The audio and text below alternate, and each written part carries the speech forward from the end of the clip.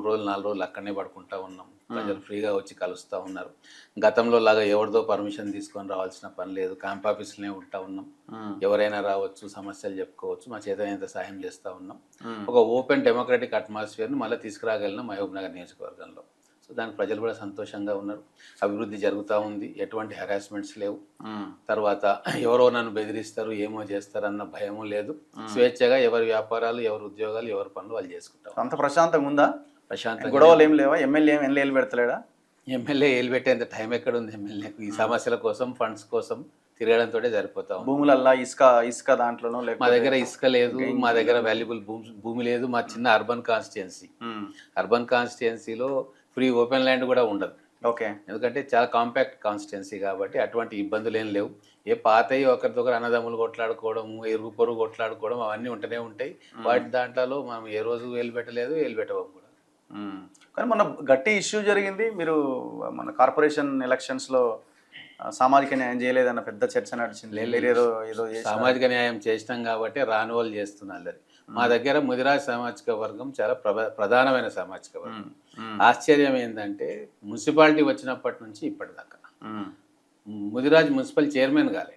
అందరు అయినరు, మైనార్టీస్ అయినరు, రెడ్డి అయినరు, తర్వాత యాదవ్ సామాజిక వర్గం అయినరు. కానీ నెంబర్ 1గా ఉన్న బీసీ సామాజిక వర్గంలో ఉన్న ముదిరాజ్ చైర్మన్ కాలే. ఓకే. కాబట్టి ముదిరాజ్ బిడ్డను చైర్మన్ చేయాలి అని అనుకున్నందుకు, గతంలో మున్సిపల్ చైర్మన్గా ఉన్న వ్యక్తికి దక్కనందుకు ఇంకా దాన్ని ఏదో పెద్ద హైలైట్ చేద్దాం అనుకున్నాడు. కానీ ప్రజలు అప్పుడే తిరస్కరించిండ్రు.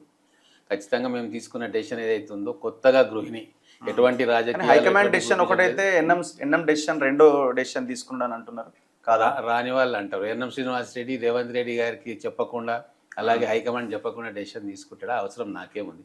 వాళ్ళే ఇన్సిస్ట్ చేసిండ్రు. మనకు ముదిరాజ్ సామాజిక వర్గం మనం పదవులు కేటాయించుకోలేకపోయినాం కాబట్టి ఖచ్చితంగా మహబూబ్నగర్ జిల్లాలో, మహబూబ్నగర్ హెడ్ క్వార్టర్లో ముదిరాజ్కు మనం సముచితమైన స్థానం ఇవ్వాలని పైనుంచే డైరెక్షన్ వచ్చింది. అంటే ఒక చర్చ ఉన్నది. వైస్ చైర్మన్ని రెడ్డిని చేసిండు, చైర్మన్ని ముదిరాజుకి ఇచ్చి ఒక బలహీనమైన వ్యక్తికి ఇచ్చిండు. సో వైస్ చైర్మన్ చాలా బలవంతుడు, ఆయన అన్నీ చూసుకోగలుగుతాడు. ఇప్పుడు కార్పొరేషన్ ఫండ్స్ ఏదో మీరు వచ్చినాయి అన్నారు కదా, 1000 కోట్లు 2000 కోట్లు. సో దాంట్లో ఇంకా పెద్ద ఎత్తున మీకు తెలియదు రఘు గారు, ఏ కార్పొరేషన్ ఫండ్ వచ్చినా అవన్నీ కూడా పెద్ద పెద్ద కాంట్రాక్టులు ఉంటాయి. గతంలో 1,00,000 కోట్ల కాళేశ్వరం కాంట్రాక్ట్ వచ్చినా అది ఏమైనా అయితే చేస్తే అది పై స్థాయిలో అవుతుంది, కానీ కింది వరకు ఏంది వచ్చేది కాదు, చేసేది కాదు. కాకపోతే మనం ఫస్ట్ నుంచి కూడా ఇన్ఫ్రాస్ట్రక్చర్ అండర్ గ్రౌండ్ డ్రైనేజ్ ఇస్తామని చెప్పి మాట ఇచ్చినాం. అండర్ గ్రౌండ్ డ్రైనేజ్ కోసం ఏ నగరానికి రానని నిధులు గౌరవ ముఖ్యమంత్రి రేవంత్ రెడ్డి గారి సహకారంతో తీసుకురాగలిగినాం. వాటర్ సప్లై కోసం కూడా నిధులు తీసుకురాగలిగినాం. వాటన్నిటికీ కూడా ఇప్పుడు గ్లోబల్ టెండర్స్ ఉంటాయి. ఆ గ్లోబల్ టెండర్ అయిపోయింది. ఇప్పుడు మంచి కాంట్రాక్టర్స్, నేను చాలా స్పష్టంగా కాంట్రాక్టర్లకు చెప్పినాం, మీరే చేయాలా. మళ్ళీ మీరు సబ్ కాంట్రాక్ట్ ఇస్తే ఇబ్బంది అవుతుంది, అనవసరంగా గొడవలు అవుతాయి, నాణ్యత ఉండదు. కాబట్టి మీరు సొంతంగా ఎగ్జిక్యూట్ చేస్తా అని అనుకుంటేనే మాత్రం మీరు వచ్చి పనులు చేయండి అని చెప్పి నేను చెప్పడం జరిగింది. అధికారులకు కూడా చెప్పడం జరిగింది. వాళ్ళు కూడా రెప్యూటెడ్ కంపెనీస్ ఉన్నాయి, అండర్ గ్రౌండ్ డ్రైనేజ్లో నిష్ణాతులైన వాళ్ళు ఉన్నారు. వాళ్లకు ఇప్పుడు నాకు తెలిసి ఒక 2-3 టెండర్ వేసారు రెప్యూటెడ్ కంపెనీ వాళ్ళు. మరి అది ఎవరికి వస్తుందో ఏందో. Under ground water supply scheme మాత్రం మంచి కంపెనీ, గతంలో ప్రూవెన్ ట్రాక్ రికార్డు ఉన్న కంపెనీ, అది కూడా గ్లోబల్ టెండర్స్ అది వచ్చింది. వాళ్ళు వర్క్ స్టార్ట్ చేశారు. అప్పుడే ఓవర్ హెడ్ ట్యాంక్స్ నిర్మాణం కోసం శంకుస్థాపన కూడా చేసుకున్నాం.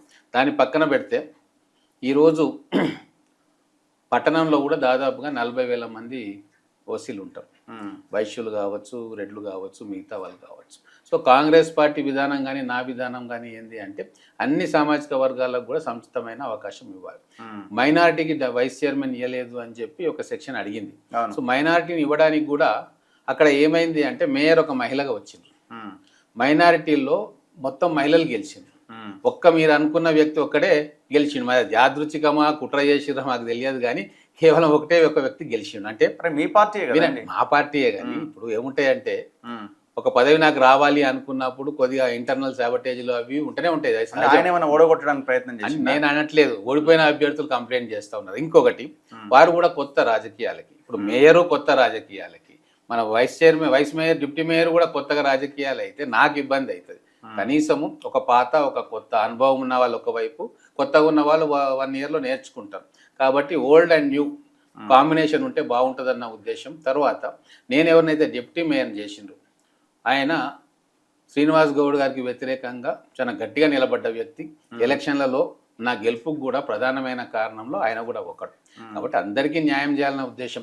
అంతకంటే ముందు ఒక గౌడ సామాజిక వర్గానికి ఇచ్చినాం ఓకే చైర్మన్గా, మైనార్టీగా ఒక మైనార్టీ అభ్యర్థిని వైస్ చైర్మన్ చేసినాం, తర్వాత ముడా చైర్మన్గా ఒక యాదవ సామాజిక వర్గానికి ఇచ్చినాం. ఇట్లా వీలైనంత వరకు అన్ని సామాజిక వర్గాలకు సముచితమైన స్థానం ఇవ్వాలన్న ఆలోచనతోటే అందరినీ కూడా కలుపుకొని పోవాలి. కాంగ్రెస్ అంటే ఒక కులానికో మతానికో సంబంధించిన పార్టీ కాదు. కాబట్టి ఇంకొకటి ఉంది, ఎస్సీ సామాజిక వర్గానికి ఇవ్వలేకపోయినా ఇప్పుడు నెక్స్ట్ దాంట్లో ఏ అవకాశం వచ్చినా కూడా ఎస్సీ సామాజిక వర్గానికి ఏదైనా చైర్మన్ పోస్టా ఇంకోటి ఇవ్వాల్సిన బాధ్యత నా మీద ఉంది. ఇంకొకటి ఏంటి అంటే ఇవన్నీ రొటేషన్లో వచ్చే పదవులు. ఇప్పుడు ఒక పదవి ఒక యాదవ సామాజిక వర్గానికి ఇచ్చినాం, నెక్స్ట్ ముదిరాజ్ సామాజిక వర్గానికి ఇస్తాం, ఆ తర్వాత మైనార్టీకి ఇస్తాం, తర్వాత అవకాశం ఉంటే ఓసీలకు ఇస్తాం. ఇట్లా నగరంలో ఉన్న అందరికీ కూడా మాకు ఏదో ఒక దీంట్లో భాగస్వామ్యం వచ్చింది అధికారంలో అనే భావన మా కాంగ్రెస్ పార్టీ శ్రేణుల్లో రావాలి. కాబట్టి ఖచ్చితంగా ఎక్కడ అవకాశం ఉంది, ఎవరు దేనికి తగ్గుతారో అని ఆలోచన చేసుకొని చేయాల్సిన బాధ్యత మా మీద ఉంటుంది. తర్వాత అలాగే సీనియారిటీ జూనియారిటీ కాంగ్రెస్ లీడర్ నే మీరు అరెస్ట్ చేయించారు, ఇది ఎంతవరకు కరెక్ట్? అది ప్రాబ్లం ఏమైంది అంటే పాపం నిజంగానే ఆయన క్యారెక్టర్ అసాసినేషన్ జరిగింది.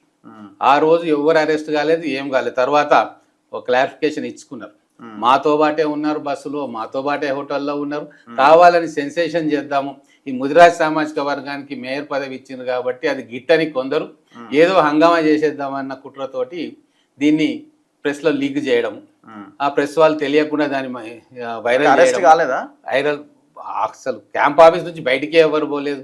హౌస్ అరెస్ట్ చేసిరేమో, హౌస్ అరెస్ట్ చేసే సీన్ ఉంది మాకు. ఏం లేదు, అక్కడ వచ్చిండ్రు, చాలా ఇష్యూస్ జరిగినాయి. తర్వాత వద్దు అన్నాము, ఇన్ఫర్మేషన్ ఇచ్చినాము, ముదిరాజ్ సామాజిక వర్గానికి మేయర్ అయింది అని చెప్తున్నాము, అయిపోయింది. ఇప్పుడు అక్కడ మహేష్ గౌడ్ మీరు చెప్పిన ఆ వ్యక్తి ఆ మురళి పేరు సూచిస్తే, మురళి ఆయన ఎవరు?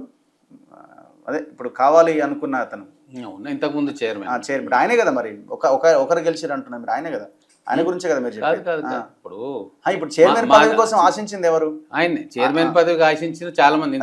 వాళ్ళ భార్య ఇంతకు ముందు ఉన్న మున్సిపాలిటీ చైర్మన్ గారే మళ్ళా దానికి ఆశించారు. కాకపోతే ఏంది అంటే ముదిరాజ్ సామాజిక వర్గానికి చెందిన వ్యక్తులకు ఇవ్వాలనేది పైనుంచి కూడా వచ్చింది. నాకు కూడా మహేష్ గౌడ్ ఆలోచన కాదట కదా. కాదు, మహేష్ గౌడ్ గారు ఫస్ట్ ఏం చేశారంటే కొందరు అభిప్రాయాలు తీసుకున్న తర్వాత వారిని కంటిన్యూ చేయొచ్చు కదా అంటే నేను చెప్పాను, ముదిరాజ్ సామాజిక వర్గానికి చెందిన వ్యక్తి ఇక్కడ మన ముదిరాజులకు అన్యాయం జరిగింది, ఓకే మున్సిపాలిటీ వచ్చినప్పటి నుంచి ఇప్పటిదాకా చైర్మన్ కాలేదు, కాబట్టి ముదిరాజ్కి ఇస్తే చాలా బాగుంటుంది, మనకు కూడా మంచి ప్లస్ అవుతుంది, మొత్తం ఉమ్మడి జిల్లాలో ముదిరాజ్ సామాజిక వర్గం సంఖ్య చాలా ఎక్కువగా ఉంటుంది, మనం చేస్తే మనకు ప్లస్ పాయింట్ అవుతుంది అంటే ఓకే మీ ఇష్టం అని చెప్పి ఇవన్నీ కూడా సృష్టిస్తారు పుకార్లు. ఒకటి గుర్తుపెట్టుకోండి, ఎమ్మెల్యేగా పైనుంచి ఏ ఆదేశాలు వస్తే ఆదేశాలు పాటిస్తారు. విప్ జారీ చేసిర్రు, విప్ని కూడా ధిక్కరించారు, ఎమ్మెల్యే చెప్పి చెప్తే చేతులు ఎత్తిర్రు, ఇదంతా జరిగిందట కదా. ఇక చెప్ప ఓడిపోయిన వాళ్ళు, రాని వాళ్ళు, పదవి దక్కని వాళ్ళు, వాళ్ళ ఆశలు అడియాశలు అయిన వాళ్ళు 100 రకాలుగా చెప్తా ఉంటారు. కాంగ్రెస్ పార్టీలో ఆ స్వేచ్ఛ ఉంటుంది. మనం కూడా అయిపోయింది, మేయర్ ఎలక్షన్ అయిపోయింది, ఇప్పుడు పార్టీ ఆలోచన విధానానికి అనుగుణంగా ఎంపిక జరిగింది. గౌరవ ముఖ్యమంత్రి గారి దృష్టిలో, తర్వాత మన పిసిసి ప్రెసిడెంట్ దృష్టిలో, పెద్దల తర్వాత ఇన్ఛార్జ్ మంత్రి దామోదర్ రాజనరసింహ గారు మినిట్ టు మినిట్ మానిటర్ చేస్తూ ఉన్నారు.